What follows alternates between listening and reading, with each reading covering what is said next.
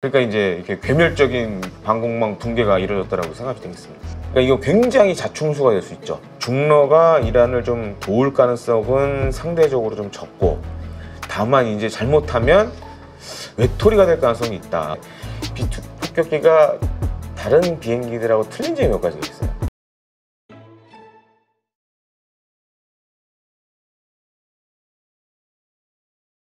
오늘 모신 분은 한국국가전략연구원 군사전문연구위원이시죠. 김대영 위원 모셨습니다. 안녕하세요. 안녕하십니까. 자, 미국이 이란 핵시설 3곳을 공습하면서 상황이 아주 급전직하, 아주 그냥 복잡해졌어요. 예. 어떻습니까? 왜 트럼프는 이 시점에서 공격을 결정했을까요? 일단 이제 뭐 지난 6월 13일에 이스라엘이 이란을 또 전격적으로 공습을 했죠. 근데 그 타이밍이 좀 사실 좀 특이했어요. 그러니까 그 전까지 이제 미국과 이란이 핵 협상을 해왔고, 네. 그리고 이제 별 성과 없이 이제 결렬된 상황이었거든요. 근데 그 틈새를 내서 이스라엘이 이제 갑작스럽게 이제 이란에 대규모 공습을 진행을 했는데, 어떻게 보면 그게 이 트럼프 대통령의 좀 생각을 많이 바꾸지 않았나 이렇게 보여지고, 또 한 가지 이제 특징이 있습니다. 트럼프 대통령 같은 경우에 이제 주로 이제 마가라고 많이 얘기를 하죠. 그래서 이제 그 트럼프 대통령 지지하는 지지 세력들이 이제 이런 사람들인데, 이제 이 마가의 좀 특성이 있어요. 그러니까 이제 다른 나라의 전쟁에 이렇게 개입을 한다거나 이러는 거를 굉장히 싫어합니다. 마가 지지층들이 그럼 왜 그런 생각 갖고 있냐? 대부분이 보면 그 과거 그 아프간전, 2003년 이라크전, 그러니까 9.11 테러로 촉발된 미국의 대테러전에 동참했던 그런 미군들이 많아요. 네. 근데 이제 아시다시피 미국 역사상 이 아프간전은 미국이 그동안 치러온 전쟁 가운데 가장 긴 전쟁이었어요. 그래서 그런 걸 통해서 이 전쟁에 개입하는 걸 극도로 싫어합니다. 근데 이번에 트럼프 대통령이 약간 방향을 바꿨어요. 그리고 여기서 마가 내부에서도 비판이 상당히 심하다고. 그러니까 이제 이 이란 공습과 관련돼서는 이 전통적인 공화당의 개입주의자들, 이제 아시다시피 이제 냉전 이후에 미국이 세계 경찰 역할을 했고, 그러면서 여러 전쟁과 분쟁에 개입을 했잖아요. 그런 사람들의 말을 들었다는 거예요. 그만큼 사실 이제 저는 군사라는 측면이지만, 사실 이란의 여러 차례 군사 작전을 검토했던 때가 있었습니다. 근데 이제 그걸 안 했던 이유가 뭐냐면, 첫 번째, 중동에서 이란이 많은 양의 탄도미사일을 갖고 있었고, 네. 그 다음에 이제 이란의 일종의 그때 말로 얘기하죠, 이제 똘마니 같은 행동을 하는 그 그룹들이 몇 개 있었어요. 그게 이제 대표적인 게 뭐 하마스, 헤즈볼라, 그 다음에 예멘의 후티반 이런 세력들이었는데, 사실 이제 지난 몇 년 사이에 이스라엘이 이제 하마스를 대규모로 지금 정리하는 작업을 하고 있고, 헤즈볼라도 잘 아실 거예요. 그 BP 대규모 이제 폭탄 테러로 많이 이제 데미지를 입었고, 후티 반군도 사실 이제 이스라엘이 공습을 통해서 많이 이제 기반을 많이 축소시켜 놨거든요. 그러다 보니까 미국 입장에서 군사적인 측면에 봤을 때는 해볼만 할 수도 있겠다라는 생각을 충분히 가졌을 거라고 좀 생각이 됩니다. 그래서 그런 것들이 이제 결정적인 역할을 했고, 그다음에 이제 저는 이제 중동을 전문으로 하시는 분한테 좀 물어봤더니, 이 중동 국가들 가운데 이 이란 사람들이 협상에 아주 대단한 능력을 가진 사람들이에요. 근데 이게 뭔가 해결하는 협상이 아니라 테이블에 앉아서 이렇게 시간을 질질 끄는 거에는 거의 달인이라는 얘기가 있습니다. 그러니까 이제 트럼프 대통령이 그동안 이제 이란과 핵 협상했지만 결과물은 안 나오고 계속 시간은 질질 끌고 하니까, 거기에 대해서 이제 네타냐후 이스라엘 총리가 또 부추겼죠. 이번 기회에 정리를 할 수 있을 것 같다. 아니, 이번에 이스라엘이 그냥 뭐 제공권을 완전히 장악하고 네. 방공망을 무력화시켰다 하면서 네. 이란이 아주 무력하게 이렇게 쉽게 넘어졌네, 지는 모습을 보이네. 네. 다들 좀 의아해하긴 했어요. 그러니까 24년도에 이스라엘하고 이란이 또 한번 치고받았죠. 한 2차례 정도 치고받았는데, 그때도 이스라엘이 이 이란의 방공망을 이제 제거를 하는데 성공했습니다. 근데 이제 문제가 잘 아실 거예요. 우리 지금 K방산 잘 나가는 무기 중에 하나가 이제 천공2 같은 이런 지대공 미사일 시스템인데, 이게 하나가 파괴가 되면 새로 만드는데 시간이 많이 걸려요. 그러니까 막 떡 찍듯이 막 찍어낼 수 있는 물건이 아니에요. 레이더나 이런 미사일, 유도탄이라든가 이런 걸 만드는데 뭐 빠르면 6개월, 뭐 늦게 걸리면 정말 1년 이상 걸리는 경우가 상당하거든요. 그러니까 이제 그렇게 작년에 구멍이 뚫렸는데 아직 이걸 복구를 못한 상황에서 또 대규모 공습을 받은 거죠. 그러니까 이제 이렇게 괴멸적인 방공망 붕괴가 이루어졌다라고 생각이 되겠습니다. 자, 어쨌건 지금 아주 성공적으로 핵시설을 파괴했다. 트럼프 대통령의 말에 의하면 네. 그렇게 주장하고 이란은 뭐 별 피해 없다 주장을 해요. 네. 그러면서 호르무즈 해협을 봉쇄하겠다. 의회에서 또 결의를 하고 네. 의결을 했어요. 어떻습니까? 미국에서는 만약 그렇게 한다면 경제적인 자살 행위다. 경고를 네. 또 했고 실제로 이란이 그렇게 할 만한 어떤 군사적 여력 이런 것들이 아직 강하다고 봐야 될까요? 약간 호르무즈 해협은 지금 이제 이스라엘 이란 전쟁과는 약간 별개로 생각해야 됩니다. 호르무즈 해협이 이 폭이 한 10km 정도밖에 안 돼요. 근데 실제로 항행할 수 있는 구간은 그거보다 더 적습니다. 한 5, 6km 정도밖에 안 돼요. 이런 짧은 구간에서는 지금 이란 같은 경우에 사실 뭐 미국 해군처럼 뭐 우리나라 해군처럼 큰 군함들이 별로 없어요. 근데 이제 한 10km도 안 되는 정도의 구역이면 지금 이란은 사실 상대적으로 뭐 고속정이라든지 그다음에 반잠수정 이런 것도 사실 이제 북한과 좀 연관이 있는 물건들입니다. 그리고 이제 기뢰를 뿌린다든지 이러면 해협을 봉쇄할 수가 있어요. 그러면 이건 어떻게 보면 이란의 이제 마지막 카드라고 할 수 있는데 네. 이걸 만약에 실행을 하게 되면 일단 이제 미국이 가만 안 있겠죠. 이건 어떻게 보면 이제 미국은 잘 보시면 해양 패권 국가입니다. 호르무즈 해협을 막는다는 거는 이 페르시아만을 이란이 통제하겠다라는 의미로 받아들일 수밖에 없어요. 그러면 어차피 지금 이제 1차적으로 이란의 핵시설에 대한 공습을 했기 때문에 2차 공습이나 아니면 이제 그 중동 지역에 배치되어 있는 미 해군 군함이나 항공모함을 동원해서 군사작전을 또 연계하겠죠. 그럼 이란 입장에서는 어차피 지금 이란의 방공망은 다 박살이 났어요. 네. 그래서 이런 뭐 고속정이나 이런 거 쓴다고 했을 때 미국이나 이스라엘이 공습하거나 혹은 만약에 호르무즈 해협을 이란이 봉쇄한다 그러면 유럽 국가들도 동참할 수 있어요, 공습에. 아, 오히려 더 확전이 뭐라 그럴까요? 공격 국가들이 더 늘어날 수 있다. 그리고 이거는 단순히 이란만의 문제가 아니에요. 그 맞은편에 보시면 사우디아라비아도 있고 UAE도 그렇죠. 있고 쿠웨이트도 있어요. 바레인, 있는데 카타르 다 있죠. 다 있어요. 그럼 이들 나라들도 만약에 이란이 호르무즈 해협 봉쇄에 나선다면 군사작전에 동참할 수 있습니다. 그러니까 이거 굉장히 자충수가 될 수 있죠. 그렇군요. 네. 우리도 전체 원유 수입의 70%인가 80%를 이쪽 호르무즈 해협을 통해서 가져온다. 이런 통계 얘기하면서 이게 만약 봉쇄된다면 엄청난 타격을 입을 것이다 걱정을 하긴 하던데. 거기다가 더해서 그러니까 이거에 민감해하는 나라가 또 이란에 아주 친한 국가가 하나 있죠. 중국이죠. 그러니까 중국이 원하지 않을 겁니다. 그렇다고 해서 이란이 중국 배만 보내줄 수는 없잖아요. 그렇죠. 이런 문제도 있기 때문에 이란 입장에서 이게 잘 보시면 지금 의회에서 결정을 한 거잖아요. 이란 군이나 최고 지도자가 결정한 건 아니에요. 최고 지도자 회의에서. 그러니까 일종의 이제 우리가 궁지에 몰리면 이런 것까지 할 수 있어 라는 일종의 경고성 메시지로 보여집니다. 네, 그렇군요. 자, 어쨌건 이번 깜짝 주말 사이에 놀랐는데 많은 분들이 그 B2 스펙스 폭격기, 그다음에 벙커버스터 폭탄 네. 이게 사실 만들기만 했지 사용은 이번이 처음이라고 작전에 사용된 것은 어떤 메시지를 담고 있다라고 해석을 해야 됩니까? 이 무기를 사용한 것에 대해서? 일단 이제 B2 스텔스 폭격기는 전 세계에서 미국만이 유일하게 가진 스텔스 성능을 가진 폭격기입니다. 그래서 저는 실제로 이제 B2 폭격기 비행하는 걸 본 적도 있는데 B2 폭격기가 다른 비행기들하고 틀린 점이 몇 가지가 있어요. 그러니까 이제 길이는 짧은데 폭이 넓어요. 폭이 대략 57m 정도 됩니다. 네.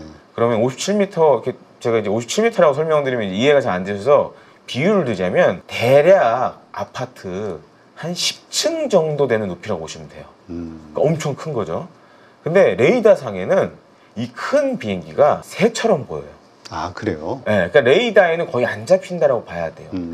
그리고 이번에 중요한 건 미 합참의장도 이제 나와서 브리핑을 했는데 B2 스텔스 폭격기가 한 20대, 20여 대 정도 돼요. 근데 이번에 B2 폭격기가 미공군에 전력화된 이후 최초로 7대가 동원이 됐어요. 그리고 더 중요한 거는 이제 GBU-57, 이 맙이라는 이 초대형, 이것도 역시 미국만 갖고 있습니다. 네. 이 초대형 벙커버스트 폭탄을 실전에 처음으로 사용을 했습니다. 근데 이번에 이제 뭐 한 3개의 핵시설을 이제 타격을 한 걸로 알려져 있는데, 이 GBU-57 맙이 사용된 곳은 이 포르도 이 핵시설의 대부분이 사용이 된 걸로 전해지고 있어요. 근데 이 포르도 핵시설 같은 경우에는 한 지하 70m 아래다가 이 핵 저장고 그리고 우라늄 농축 시설을 만들어 놨어요. 네. 그래서 거의 100m라고 얘기하는 사람들도 있습니다. 근데 지금 이 미국이 사용한 GBU-57 이 맙 같은 경우에는 대략 지표면 기준으로 했을 때는 한 60m 이상을 뚫고 들어갈 수가 있어요. 네. 근데 이건 거의 100m 지금 밑에 있으니까, 그래서 이번에 어떻게 했냐면, 혹시 저희 대표님은 골프 혹시 치시나요? 예전에 쳤었어요. 예전에. 네. 이렇게 생각하시면 됩니다. 그래서 처음에 이 포르도 핵시설 공격했을 때 저는 이제 주 입구를 공격하지 않겠나 이렇게 생각했는데, 이 포르도 핵시설 같은 경우에는 이제 지하 깊숙한 데 있다 보니까 환기 문제 때문에 이게 비밀 환기구가 있었어요. 네. 그래서 여기에 한 12발의 이 GBU-57 맙을 쏟아 부은 거예요. 근데 이게 좀 이렇게 생각하시면 됩니다. 그러니까 골프에 비하면 홀인원을 한 12번 정도 했다고 생각하시면 돼요. 그러니까 이제 2군데의 이 환기구에다가 뭐 정확하게 봤으면 모르겠지만 여러 차례 이제 홀인원을 했다라고 생각하시면 돼요. 그래서 안에 들어가서 이제 터진 걸로 이렇게 생각되는데, 실제적으로 지금 이제 트럼프 미 대통령 같은 경우에는 공습을 하는 날 그거를 이제 정말 라이브로 다 지켜봤고, 그래서 이제 굉장히 센 메시지를 냈잖아요. 우리가 이란의 핵시설 막 다 파괴했다. 근데 그 근거가 뭐냐면, 과거 이제 이 9.11 테러의 주범이었던 빈라덴을 제거했을 때도 이 특수부대가 미 해군의 네이비 76팀이 들어가서 이 사살하는 거를 사실 그때 오바마 대통령도 현장에서 다 봤어요. 네. 백악관에서. 그러니까 이번에도 이 폭격하는 거를 다 봤다는 거죠. 그러니까 그렇게 이제 자신감 있게 좀 얘기하지 않았나 이렇게 생각합니다. 네. 그러니까 확실한 파괴를 위해서 이것을, 그러니까 완전히 이란의 핵시설을 파괴하기 위해서 이제 이걸 썼다. 예. 그냥 단지 공격의 의미가 아니라 그렇습니다. 그렇게 봐야 되는 거군요. 자, 어쨌건 이란은 즉각적으로 미군 기지들에 대한 공격, 안전하지 않다, 네. 이 협박을 하면서 공격하겠다, 이런 이야기가 좀 나오는데 어떻습니까? 그 미국에 대한, 이 미군 기지에 대한 이란의 공격 가능할까요? 사실 뭐 트럼프 1기 행정부 때도 당시에 이제 이라크 바그다드 국제공항에서 이란의 주요 이제 군 인사를 제거해서 그때 이제 이란과 미국이 일종의 이제 약속 대련을 한번 한 적은 있습니다. 그래서 이런 거죠. 그때 이제 미국의 MQ-9 리퍼 이 무인 정찰 공격기가 이란군의 주요 지휘관을 표적 살해를 했고, 그래서 이란이 이제 열받아서 이라크 내 미군 기지에 탄도미사일을 쐈거든요. 근데 이제 쏘기 전에 한번 전화를 합니다. 아, 쏜다? 예, 피해라. 이제 그런 메시지를 줬죠. 근데 지금은 약간 상황이 달라졌어요. 그러니까 6월 13일에 이제 이스라엘이 이란을 공습했을 때부터 그때 이제 중동 지역의 미군들이 뭘 하냐면 다 기지를 옮깁니다. 네. 그래서 이제 예를 들어서 이란과 너무 가까운 곳에 있는 뭐 공군기지에 있는 전투기라든가 뭐 주요 항공기들을 다른 데로 다 옮기고 군인이나 민간인들도 다 이 철수하는 작업을 했어요. 네. 이제 이란이 물론 그럴 가능성은 있지만 지금은 좀 힘든 상황이 됐고, 사실 이제 미국이 이 이란 공습을 주저주저 했던 이유가 그런 거예요. 그러니까 이제 이게 중동의 친이란 계통의 그런 일종의 시아파 테러 단체들이 공격하지 않을까라고 지금 이제 생각을 해서 약간 이제 군사 공격을 주저주저 했었는데, 지금 이제 일단 소개는 다 했고 공습은 했고, 지금 사실 이제 미국 입장에서는 만약에 이란이 그런 테러 단체 이용해서 한다, 그럼 또 공습할 수 있는 여건이 될 수밖에 없기 때문에 이란 입장에서도 이거 참 쉽지 않을 걸로 좀 보여지고, 실제로도 지금 이라크 내에 있는 약간 친이란 유명대들이 뭘 자꾸 하려고 하는데, 그래서 지금 이라크 정부가 말린다 그러더라고요. 아, 이 자칫 불똥이 튈 수가 있으니까. 또 이라크까지. 네, 그래서 이제 최대한 지금 말리고 있다. 하긴 이란에 대한 또 추가 보복이 있게 된다면 그걸 또 막을 수도 없잖아요. 그렇게 그렇죠. 해서 또 반복해봐야 네. 그게 이제 우리가 생각하는 가장 안 좋은 지루한 장기전으로 가는 네. 길인데 그럴 만한 의사나 아니면 어떤 군사력 이런 거는 지금 이란이 없다 이렇게 봐야 되나요? 그럼 지금 이제 이스라엘의 이란 공습으로 인해서 뭐 핵시설 그다음에 특히 중요한 게 그거예요. 중요 군 인사라든가 그다음에 핵 개발하는 기술자들을 지금 이제 표적 암살을 하고 있거든요. 그리고 군 특히 이제 뭐 혁명 수비대라든가 이런 사람들을 이렇게 계속 표적 살해를 하다 보면 어떤 일이 생기냐면 이 지휘 체계가 자연스럽게 붕괴됩니다. 네. 연락이 안 돼요. 그래서 지금 이제 이란 정부 같은 경우에는 주요 군 지휘관이나 이 정보기관 사람들한테 핸드폰 쓰지 마라, 스마트폰 쓰지 마라 이런 얘기를 하고 있어요. 그러면 이제 유선으로 통화를 해야 되잖아요. 그럼 더 연락이 더 힘들어지는 거죠. 어딘가 계속 숨어 다녀야 되고 통신 수단은 제한이 되고 그래서 실제로 그런 뭐 이 미군 기지를 상대로 한 테러를 벌이기는 쉽지 않다. 그리고 쉽게 눈에 띌 수밖에 없는 상황이 돼버렸다라고 좀 정리하고 싶습니다. 네. 자, 그렇다면 이란이 미국에 대해서는 좀 소극적으로 대항한다 해도 이스라엘에 대해서는 또 어떤 좀 그 공격의 수위가 아주 높아지는 거 아니냐. 예. 뭐 다른 나라들까지 협력해가지고 같이 공격하는 거 아니냐 이런 우려도 있긴 하거든요. 예. 하긴 이거 끝나자마자 이스라엘에 바로 미사일 쐈죠. 예. 근데 이제 뭐 한 최근 2년 사이를 보면 그러니까 이제 이란의 그런 뭔가 대리전을 수행했던 나라들이 사실 몇 개 있었어요. 그게 이제 대표적인 게 시리아, 그 다음에 이제 뭐 레바논의 헤즈볼라, 예멘의 후티 반군, 그 다음에 이제 뭐 가자 지구의 하마스. 지금 잘 보시면 다 와야 돼 버렸잖아요. 와야 됐죠. 그리고 이제 시리아 같은 경우에도 알 아사드 정권이 이란의 지원을 받으면서 있었는데 사실 지금 시리아도 이제 갈갈이 이제 찢어졌고 다. 그다음에 알 아사드도 이제 러시아로 도망갔잖아요. 사실 이제 이스라엘이 이렇게 대이란 군사작전을 결심하게 된 배경에는 지금 중동의 이란의 이 우호 세력들이 거의 다 지금 지리멸멸한 상황입니다. 그래서 이거를 보고 아 이때가 기회다라고 생각을 하고 결심한 배경이라고 좀 생각이 되는 부분이죠. 네, 그렇군요. 자, 그 사실 이 중동의 맹주라고 하면은 사우디아라비아나 뭐 아랍에미레이트나 네. 그 부국들이 있잖아요. 네. 이들의 입장이 상당히 중요할 것 같은데 네. 이들은 어떻게 지금 이 상황에서 어떤 입장을 보이고 있죠? 그래서 제가 이제 뭐 SNS로 뭐 사우디아라비아나 UAE 외무부에서 나오는 것들을 이제 다 한 번씩 보는데 많이 성명을 발표하고 있어요. 그러니까 평화적으로 해결해야 된다. 왜냐면 그리고 또 한 가지 이제 핵시설 타격에 특히 사우디하고 UAE는 민감해요. 왜냐면 영향을 만약 핵시설에서 잘못돼서 방사능이 누출되고 그러면 사우디아라비아나 UAE 영향을 줄 수 있잖아요. 그래서 이제 그런 관련된 성명들은 내놓고 있지만 이제 속내를 좀 봐야 됩니다. 네. 그러니까 우리나라가 사실 그 UAE라든가 사우디에 우리 천궁2 미사일, 지대공 미사일 이제 수출을 했는데 이 많은 분들이 모르시는 게 이들 나라들이 이걸 왜 샀을까? 다 이유가 있습니다.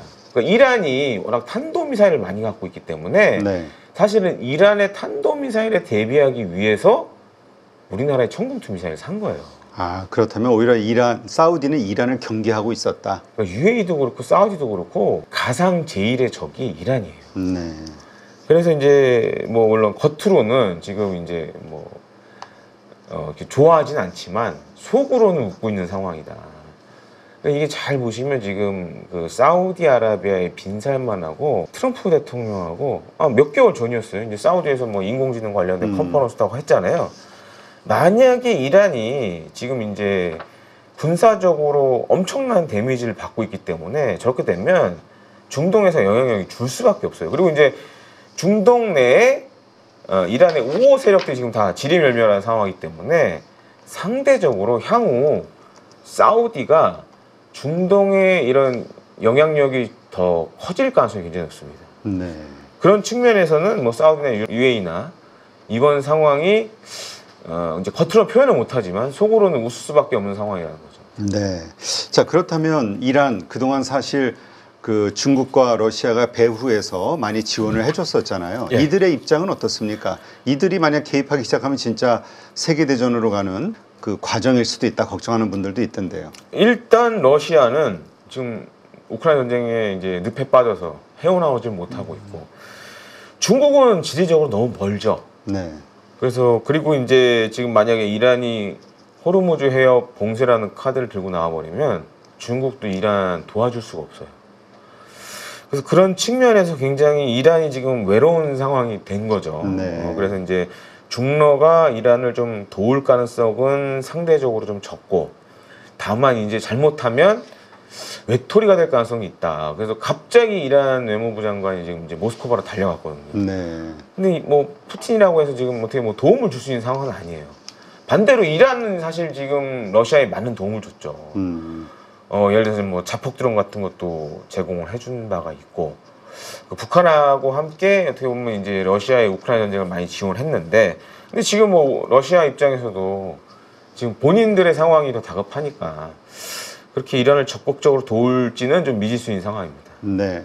하여튼 이러한 상황들을 보면 어쨌건 미국의 이란 핵시설에 대한 공격 이것으로 인해서 더 최악의 상황으로 번질 네. 더 전쟁 불구덩이로 변할 가능성은 낮다 이렇게 봐야겠네요. 저는 최소한 그런 가능성 좀 적지 않나 보고 있고, 그러니까 지금 이런 상황이에요. 그러니까 6월 13일에 이스라엘이 이란을 공습할 때만 해도 이런 모습이었습니다. 이게 방에 이란이라는 사람이 갇혀 있고 이스라엘이라는 사자가 들어가서 막 물어뜯고 있는데, 이제 방문 앞을 닫고 있는 건 미국이었고, 근데 지금은 미국이 방문 열고 들어가서 이란을 때리고 있는 형국이에요. 그만큼 지금 갈수록 이란은 어떻게 보면 이제 군사 외교적으로 점점 더 코너에 몰리고 있는 상황이라고밖에 볼 수밖에 없죠. 네, 알겠습니다.